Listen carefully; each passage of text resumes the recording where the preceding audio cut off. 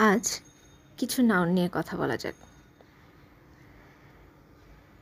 ক্রমিক বৃদ্ধি এই শব্দটিকে ইংলিশে আমরা অ্যাক্রিসেন্স বলতে পারি। এটি একটি নাউন। অ্যাক্রিসেন্স spelling ACCRESCENCE। কারো অধীন বা সহায়ক এটা বোঝাতে আমরা ইংলিশে যে শব্দটি ব্যবহার করতে পারি সেটি হলো অ্যান্সিলারি। আবারও বলছি, অ্যান্সিলারি এটিও একটি নাউন। Spelling ANCILLARY।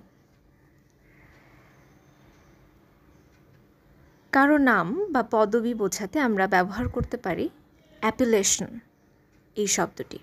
এটিও একটি noun. অ্যাপিলেশন spelling APPELLATION।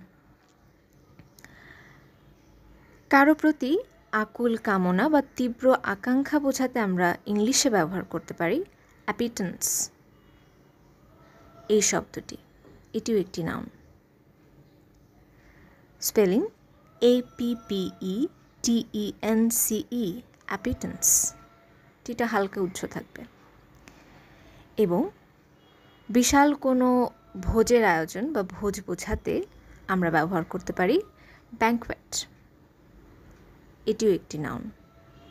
Banquet spelling BANQUET banquet. Thank you.